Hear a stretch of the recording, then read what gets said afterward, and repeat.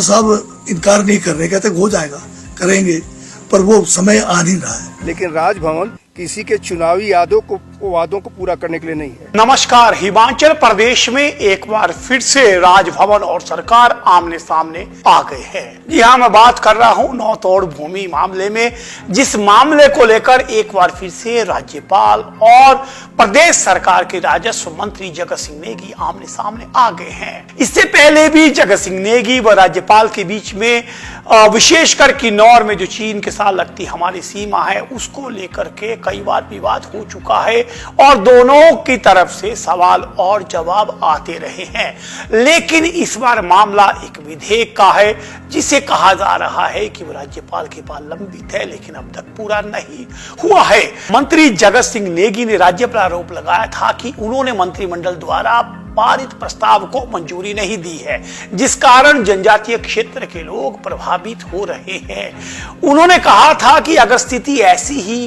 बनी रही तो अपनी आवाज उठाने के लिए जरूरत पड़ी तो लोग सड़कों पर भी आ सकते हैं और संविधान के तहत अपने अधिकारों का प्रयोग करते हुए शांतिपूर्वक विरोध करेंगे।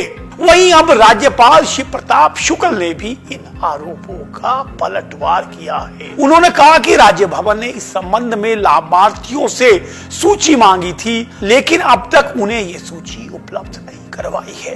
आइए इस वाद विवाद पर शुरुआत करने के पहले आपको बताता हूं कि इस मामले में क्या कह रहे हैं मंत्री जगत सिंह नेगी। के लोगों के फायदे के लिए, विकास के लिए जो केंद्र के हमारे बहुत सारे कानून हैं या हमारे प्रदेश के जो कानून हैं उनको संशोधन करने का, उनको सस्पेंड करने का शक्तियां रखते हैं और इन्हीं शक्तियों को प्रयोग करते हुए आज नहीं, इससे पहले 3 दफा जो है फॉरेस्ट कंजर्वेशन एक्ट 1980 को जनजातीय क्षेत्रों में लोगों को एक नियम के तहत जमीन देने के लिए, जैसे नौतोड़ नियम कहते हैं, 20 बीघे से कम लोगों की जिनका जमीन है उनको 20 बीघे तक अगर उनके गांव में अगर जगह उपलब्ध है तो नौतोड़ में देने का प्रावधान था।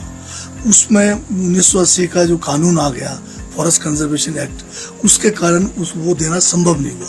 परंतु 2014 में पहली बार संविधान के अनुच्छेद 5 को गवर्नर जो थे उस समय के केंद्र हमारे जो प्रदेश सरकार के प्रस्ताव के ऊपर इस फॉरेस्ट कंजर्वेशन एक्ट 1980 को सस्पेंड किया और उसको सस्पेंड करने से उसका ये फायदा हुआ कि हम जो है वन भूमि के ऊपर नौतोड़ देते हैं और वन भूमि के ऊपर डीपी एक्ट में नहीं, वो सिर्फ यू एक्ट में देने का प्रावधान था। तो उसमें जो है बहुत सारे लोगों को नौतोड़ भी मिले, पुराने पट्टे भी जिनको नहीं मिले वो भी मिले और हजारों केस जो लंबित थे उनका ज्वाइंट इंस्पेक्शन होकर नौतोड़ मिलने शुरू हुई। बात 2017 की है जब ये कानून जो है पहले 14 से 16 तक के लिए रहा, 16 से बढ़ाकर इसको 18 तक किया गया। 17 के दिसंबर में भारतीय जनता पार्टी की सरकार आई और 18 में ये कानून था। उसके बावजूद भारतीय जनता पार्टी की सरकार ने केवल एक नौतोड़ जिला किन्नौर के अंदर दिया, बाकी किसी को नौतोड़ नहीं दिया। सारे के सारे मामले जो स्वीकृत करने के लिए सक्षम अधिकारियों के पास भेजे थे वो ठंडे बस्ते में डाल दिया। एक लंबा आंदोलन हमने किन्नौर कांग्रेस के बैनर के नीचे किया और उसके बाद जो है जयराम जी उस मुख्यमंत्री थे प्रदेश के, उनसे हमें जो है बातचीत करने का न्योता मिला। उस बातचीत में जयराम जी मान गए। एक तो जनजातीय सलाहकार परिषद का गठन उनकी सरकार को बने 2 साल हो गया था, वो नहीं हुआ था। संवैधानिक एक हमारी परिषद होती है जनजातियों का, फिर जाके उन्होंने उसका क्या कहते हैं गठन करने की मतलब मंजूरी दी और पूरे 5 साल में सिर्फ एक मीटिंग हुई उस परिषद की और फिर नौतोड़ को भी उन्होंने 20 में 1 साल के लिए और बढ़ाया। ये जो फॉरेस्ट कंजर्वेशन एक्ट को 1 साल और गवर्नर साहब ने सस्पेंड किया। परंतु अफसोस ये है कि उस बड़े हुए पीरियड में भी एक आदमी को नौतोड़ नहीं किया। अब हमारी सरकार जैसे बनी, हमने भी जो है कैबिनेट से प्रस्ताव पारित करके, जनजातीय सलाहकार परिषद से भी प्रस्ताव पारित करके माननीय गवर्नर महोदय को प्रेषित किया कि आप जो शक्तियां आपको संविधान के तहत अनुच्छेद 5 के तहत जनजातीय क्षेत्रों में कानून में संशोधन करने का या कानून में कुछ भी मतलब आप उसको सस्पेंड करने की जो शक्तियां हैं आपके पास, उसका प्रयोग करते हुए हमें नौतोड़ के लिए मंजूरी देने के लिए इसको सस्पेंड करें।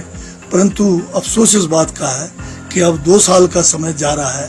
5 मरतबा मैं गवर्नर महोदय से मिल चुका हूँ। मेरे साथ कई बार जो है यहाँ के हमारे पक्ष विपक्ष के MLAs भी साथ गए, हमारे जनजातीय सलाहकार परिषद के लोग भी गए, पंचायत के प्रधानों और अन्य लोग भी मिले गवर्नर साहब से। गवर्नर साहब का जब दौरा था जिला किन्नौर के अंदर, वहां भी हमारे डेलीगेशंस मिले, तो गवर्नर साहब इनकार नहीं कर रहे, कहते हो जाएगा, करेंगे, पर वो समय आ नहीं रहा है। तो अब एक बार और कोशिश की जाएगी, माननीय गवर्नर साहब के पास जाएंगे, उसके बाद फिर हमारे पास जो संवैधानिक अधिकार हैं उन अधिकारों को हम भी प्रयोग करेंगे।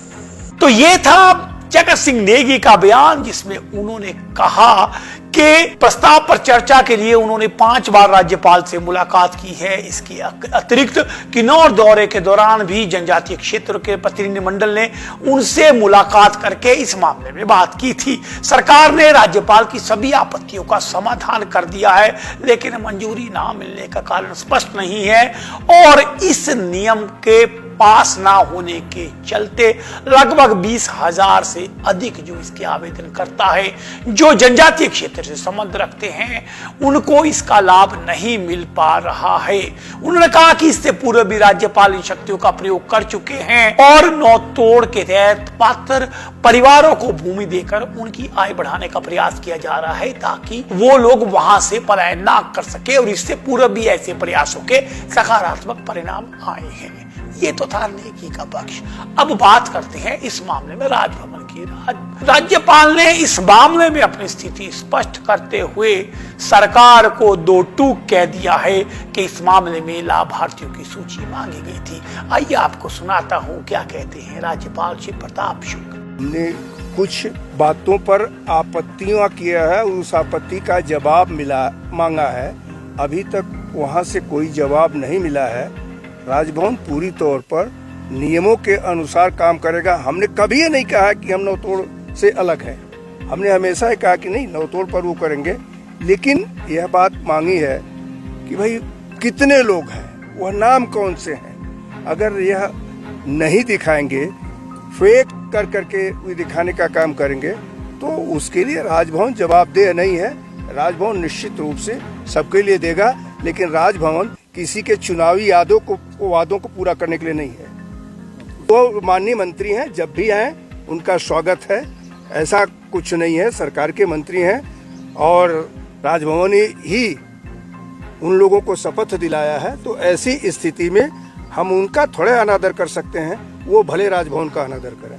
तो यहां पे उन्होंने स्पष्ट कर दिया है कि कुछ जो है इस संबंध में जानकारियां मांगी गई है जो उन्हें नहीं मिली है। साथ ही उन्होंने कहा कि मंत्री को यह जरूर ख्याल रखना चाहिए कि उन्होंने इसी राजभवन से शपथ ली है और कहा कि उनका हर समय स्वागत है। साथ ही उन्होंने चेताया है कि राजभवन जो आपके चुनावी वादे हैं उनको पूरा करने की जिम्मेवारी नहीं रखता।